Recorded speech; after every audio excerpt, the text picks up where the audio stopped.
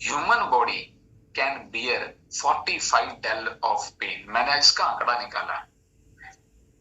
जो पेन होती है ना, दर्द होते है शरीर में, उसके एक पॉइंट्स होते हैं, यूनिट्स होते हैं। जैसे वजन के किलोग्राम होता है या रास्ते का किलोमीटर होता है, ऐसे यूनिट्स ऑफ पेन होते हैं, इसको डेल बोलते हैं।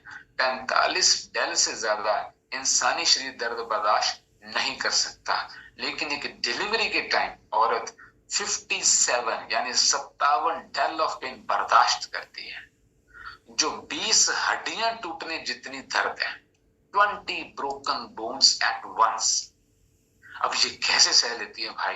ना ये मेडिकल साइंस समझ पाई, ना आध्यात्मिक गुरु समझ पाए। लेकिन आपको मैं छोटा सा एक उपाय बता देता हूं इसका, छोटा सा एक वजह इसकी, उसकी इमोशंस। माइंड की इतनी पावर है, ये बॉडी वो भी बर्दाश्त करेगी। This is power of emotions, power of mind. अब इसका रिश्ता समझो। दर्द सह रहा है शरीर, लेकिन ताकत आ रही है यहां से। इसलिए इस रिश्ते को समझना बड़ा जरूरी है। अगर बहुत बड़ा करना चाहते हो लाइफ में, इस रिश्ते को आज गहरे से समझो। पहले इस पे काम करो, फिर इसकी हेल्प लो।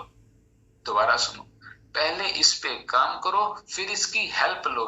इसके बिना ये हेल्प नहीं देगा, इसकी हेल्प के बिना इसका काम नहीं होगा। तो अपने गोल्स को, अपनी जिंदगी में जो करना चाहते हो, पहले उसके साथ अपने इमोशंस, अपने फीलिंग्स, इन सब को जोड़ो। जितना जोड़ सकते हो जोड़ो। आपका शरीर अद्भुत काम कर सकता है। It can give miraculous results. अगर आपने ये रिश्ता समझा, इससे ज्यादा बड़ी मिसाल नहीं हो सकती कि माँ इतना दर्द कैसे सहती है।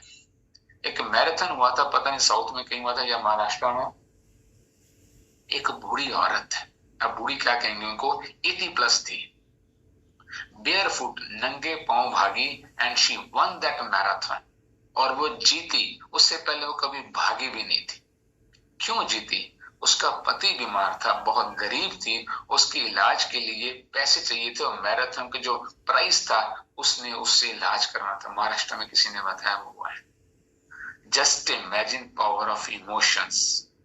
अगर आपके अंदर उत्साह नहीं आता, किसी काम को करने के लिए लगन नहीं आती, आप मेहनत नहीं कर पा रहे हो, एक ही कारण है, आपके इमोशंस यहाँ पे अभी आपके गोल के साथ जोड़ के दिमाग को हिला नहीं रहे, और कोई वजह नहीं है। इमोशंस जब तक गोल से नहीं जुड़ते, यू कांट डू एनीथिंग। इसका मतलब क्या? आप 100% किस चीज में देते हो? जब आपका वहां पे मन होता है, चाहे वो बुराई काम करना क्यों ना हो, हम कर लेते हैं, बाद में देखा जाएगा। मन में आता है ना, अभी तो कर, बाद में देखेंगे, पाप शाप सब बाद में। लेकिन आपका मन हो गया उसको करने का, यू कैन डू इट। तो जब तक आप ये रिश्ते को नहीं समझते, बड़ा नहीं होगा। याद रखना, stress doesn't kill you, your respond to stress kills you.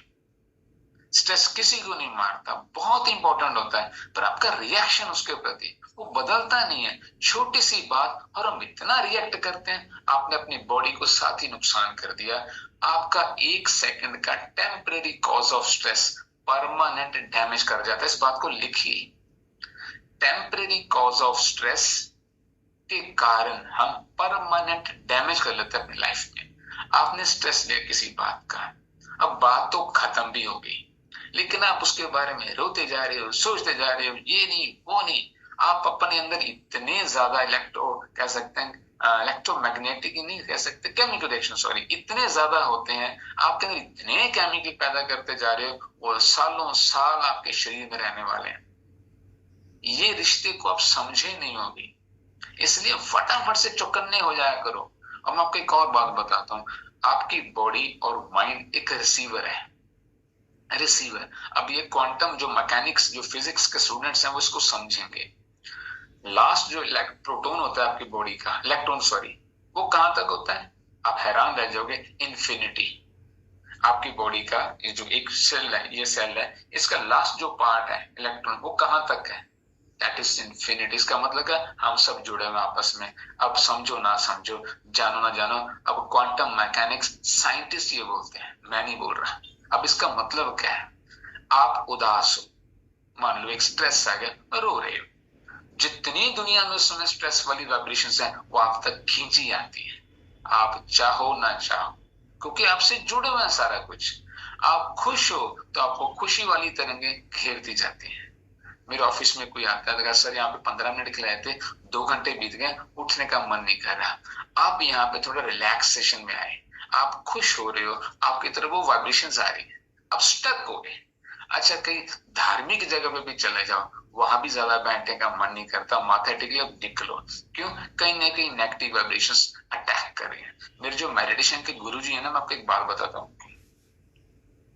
उनको ना, उनके गुरु थे सयाजी उबाखिन, बर्मा के थे। उन्होंने उनको भेजा एक मंदिर में माथा टेक। ध्यान से सुनना इस बात को, बड़ा कुछ सीखने को मिलेगा।